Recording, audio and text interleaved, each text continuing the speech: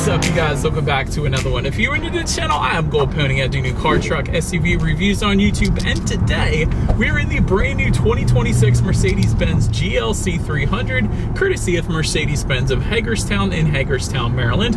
For more information on their inventory, please feel free to check out the link in the description box below. So we're in this one today because I personally think it's pretty darn good looking. Stunning ambient lighting as well. Looks absolutely amazing in here, even with the sun out. And there's actually two minor updates for 2026, so of course I'll be covering those as well. And in case you're curious, the GLC competes with other SUVs like the BMW X3 and Genesis GV70, just to name a couple there. But ultimately in this video, we will be testing out and going over everything about this one, from acceleration to braking, steering feel, ride quality, sound system, exhaust clip, all that fun stuff. So having said all of that, what do you guys say? Let's just go ahead and jump right into it. And as always, let's start with pricing. And so there are a couple different configurations for the 2026 GLC 300. Got the rear wheel drive setup starting at $49,550, which is a modest $300 bump from the 2025 model year, which quite honestly isn't that bad compared to some of the other cars that I've been testing out. And then you got the 4MATIC all-wheel drive starting at $51,550. But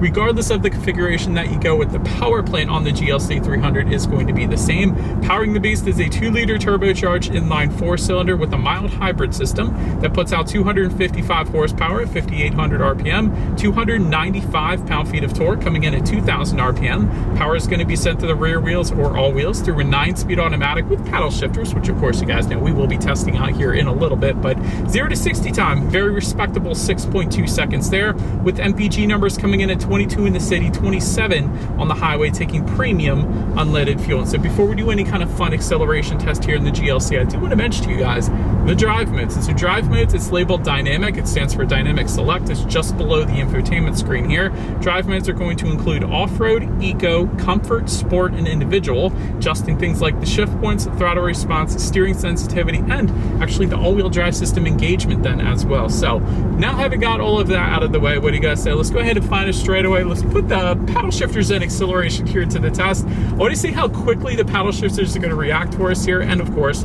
let's see how quickly we can get this one here up to speed. All right, found us straight away here. Got it in manual first gear, sport driving mode. 3, 2, 1, go. Wow.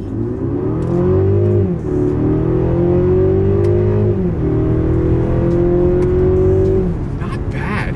That initial get up and go was ridiculous. Like, almost electric good, but I guess because of the mild hybrid system that makes sense. But typically with the turbocharged 4-cylinder, you have a pretty substantial turbo lag when you initially hit the gas there, but that is 100% eliminated, probably because of the mild hybrid system. That was incredible.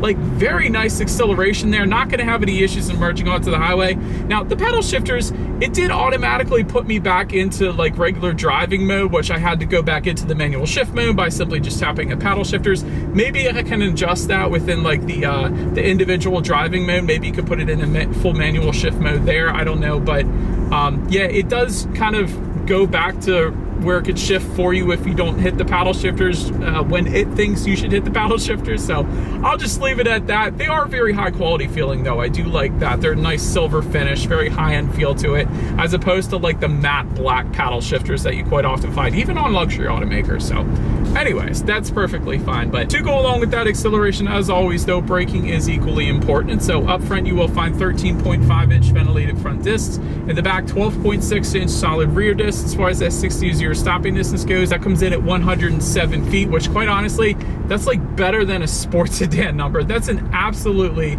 amazing braking number. As far as the braking feel goes, on my short little test drive here today, definitely have not had any issues. This thing immediately brakes you to a stop. And when you guys look at the actual brake discs, you'll see why. They just bite, man. Like, it's an absolutely incredible braking feel in the GLC. But then touching on suspension and handling, you will find a 4-wheel independent suspension coming standard and an adaptive variable suspension coming standard as well. You guys know I love an adaptive variable suspension if you watch my videos, but essentially what that does is it monitors each shock absorber individually, not only adjusting to the road imperfections, giving you a smoother ride, but it also tightens up that suspension during heavy cornering, giving you better handling as well. So it really does give you the best of both worlds. So it gives you a smoother ride, and that's probably the one that you notice the most with adaptive variable suspensions. If you drive the same vehicle, one with and one without, you do notice an immediately smoother ride, and it is definitely a smooth ride here in the GLC 300. So as far as ride quality goes, I'm gonna show a little test drive here today. Absolutely no issues.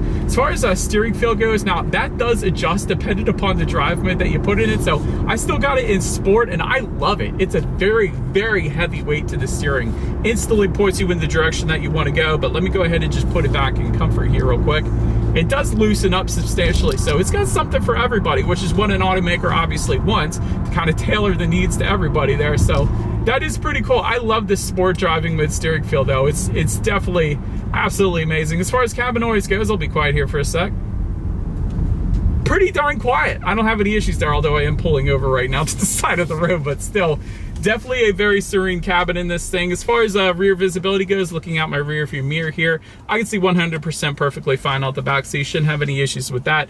In addition to that though, you do get rain sensing windshield wipers. That's going to turn on the windshield wipers automatically whenever this thing detects any kind of mist or rainfall. And I am also looking at a head-up display, which is optional by the way, but super large and in charge, super bright. Even with these sunglasses on, I can see perfectly fine. By the way, James Aura's sunglasses are going to be linked in the description box below if you guys wanted to pick some up. That does support the channel, but you can actually change this head-up display look as well through the steering wheel mounted controls on the left side of the steering wheel. So if you wanted to display more of a sportier look, you can do that. If you wanted the classic look for even the head-up display I'm talking about here, there's so much customization to this car, it's ridiculous. So I thought that was kind of cool. But that pretty much rounds out the performance segment of this review, you guys. Let's now go ahead and take a look at the exterior of our brand new 2026 Mercedes-Benz GLC 300. All right, so here she is, you guys, the new 2026 Mercedes-Benz GLC 300, finished in manufacturer Alpine Gray, which by the way is a $1,750 paint option. And also,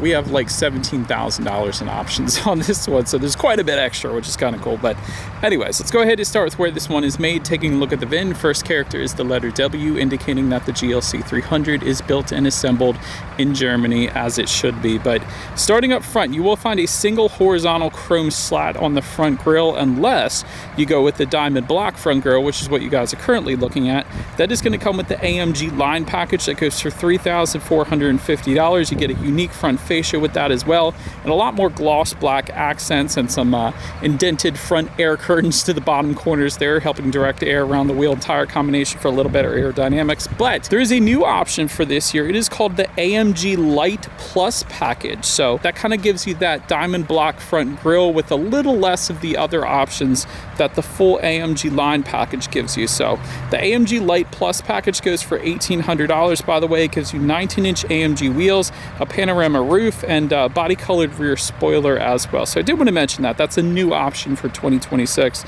To the sides though, you get LED headlights with LED daytime running lights. You get the automatic feature with those. You get automatic high beams. So if you have your high beams on at night and it senses a vehicle coming in the opposite direction, it's going to automatically dim them back to low beams. And when that vehicle is gone, it's going to automatically bounce back up the high beams for you there. And also wanted to mention front and center, there is an illuminated star option that goes for $400 in case you wanted that one. But let me know what you guys think of how this thing looks in the comments. That pretty much rounds out the front end. Let's now go ahead and swing around to the side. All right, so now since we are around to the side of the GLC, starting all the way to the top, you're either going to find gloss black or aluminum roof rails, depending upon the package options that you go with. Chrome or gloss black window surrounds, same thing there. Body colored or gloss black side mirrors. Again, if you go with one of these AMG packages, you're going to get a lot of gloss black, like I was saying, but side mirrors are going to be power adjustable. You get LED integrated turn signals. They are heated and they are power folding then as well. And then taking a look down at the wheel setup, you're going to find 18-inch aluminum alloys coming standard. However, there are plenty of 19-inch and 20-inch designs available. And then the AMG packages give you AMG specific alloys like you guys are currently looking at as well. And look at those perforated rotors behind those front wheels. That looks so dang good. But that pretty much rounds out the side profile. Let's now go ahead and swing around to the back. All right, so now since we are around to the back of this one, first thing I always like to mention with just about all Mercedes have this or don't have this is there's no shark fin antenna found on the roof. It is such a clean look for that particular reason. I always think that's kind of cool because just about every other car does have one. But rear spoiler with an integrated brake light. You got the rear window wiper affixed to the rear glass as well. LED taillights coming standard. Of course, you're going to find either aluminum or gloss black trim on the lower portion of that rear bumper. It looks like we got some kind of a towing package down there, so I I did want to, I guess, mention that briefly. But to the sides, there are dual exhaust outlets. However, they are not integrated into the rear bumper with chrome tips like Mercedes would have you believe. They are actually tucked away underneath. So did want to make note of that. But nonetheless, I do believe you guys know what we have to do next here. As always, here is that exhaust clip.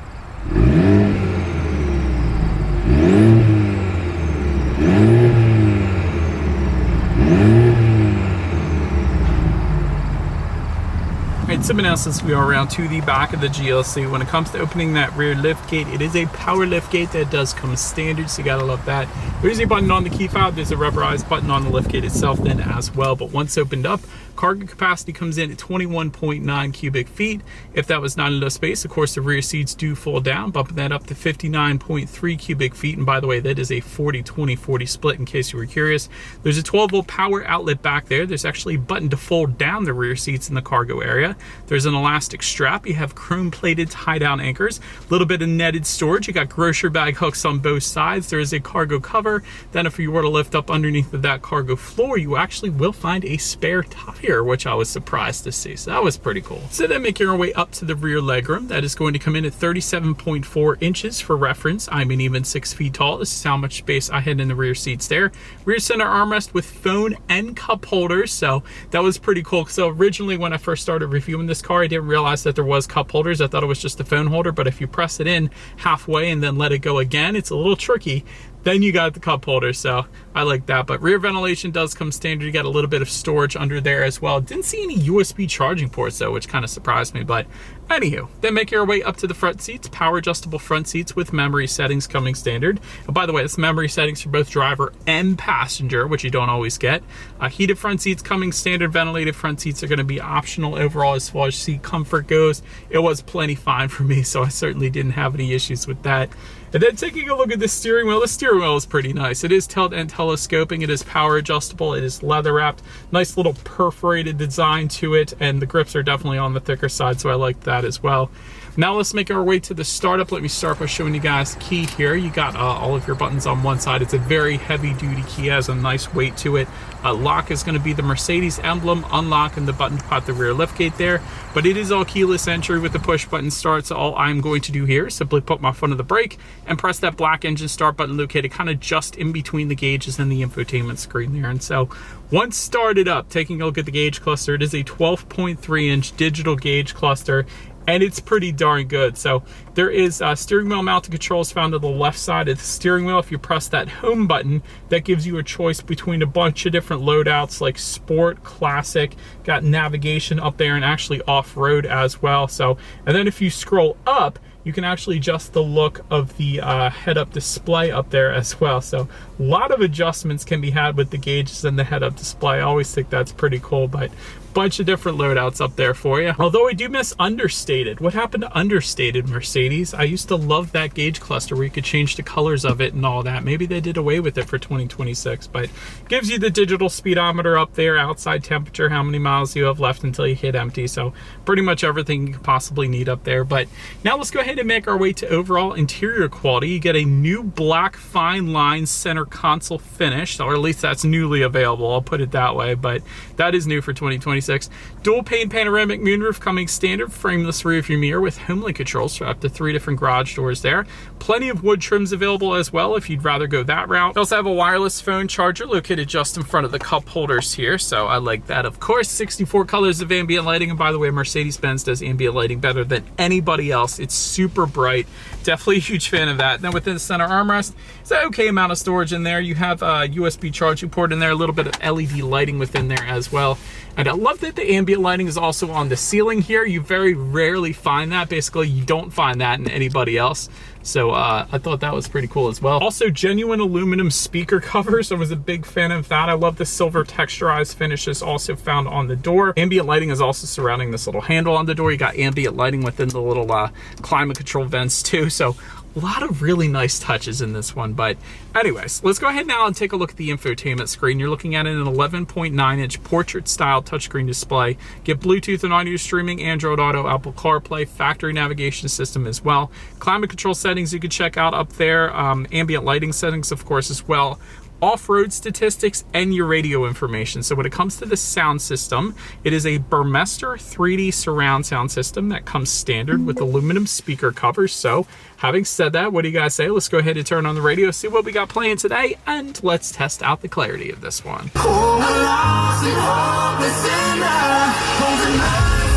Yeah, it's plenty fine. Plenty of bass there, plenty of clarity. Again, love the aluminum speaker covers. You're not going to have any issues with that sound system. But last thing I wanted to mention to you guys on the infotainment screen at least is when you do put the GLC in reverse, you will find a rear view camera coming standard across the board. You also got that panoramic view monitor there to the left as well. And by the way, that's optional, but it's pretty cool. But that is always just going to lead us into safety. I'd say to start, front, side curtain airbags do come standard. To get driver's knee airbag up front as well. In the back, you got latch, aka lower anchors and tethers for children for the rear car seats, rear child door locks, tire pressure monitoring system, but also coming standard, a collision mitigation braking system, driver attention monitoring system, Parktronic with active park assist, active brake assist, autonomous emergency braking, blind spot assist, and Mercedes-Benz emergency call service as well. So if you get in an accident, the airbag's deployed, it's going to automatically call you. The car is going to call you and ask if you need an ambulance or the police or whatever the case. So love that. Overall, when it comes to my final thoughts here, the GLC, excellent interior quality, especially the ambient lighting. And I love that there's 1,000 different options for the interior trims as well. So piano black versus wood trims or whatever the case. So love that. Ride quality is great as well, and adaptive damping suspension is always a big plus in my book. That really makes a massive difference. Park assist is fun. I did mention that yet. I forgot to mention that, but you can actually tell the car what parking spot you want it to park in, and then you could tell it if you want it to pull in or back in. So it actually does all the steering and the gas and the brake and all that for you. So that's pretty wild. The other thing is it's a really nice acceleration in this thing because of that mild hybrid system. It was instantaneous. There wasn't any turbo lag whatsoever. So really overall driving dynamics, I'll just put it that way. But the only room for improvement I can think of with this thing is it can get quite pricey quite quick, which is kind of, I think, probably what a lot of Mercedes people want, because then that allows you to really personalize and to make it your own, so it's not like any other Mercedes-Benz out there. But at the same time, just keep that in mind when you're speccing this one out. Like, this one is 17 grand over MSRP, so there's quite a bit of options available. But anyways, that pretty much rounds out this one, you guys. Thank you so much for watching. Feel free to follow me on social media stuff at the bottom of the screen if you want to see what's coming next on the channel before it gets to YouTube. Be sure to hit the subscribe and the bell notification button if you're new to car reviews. That is what I've been doing here for 11 years now. Do appreciate you guys watching more than you know, and I will see you guys all in the next video. Stay gold.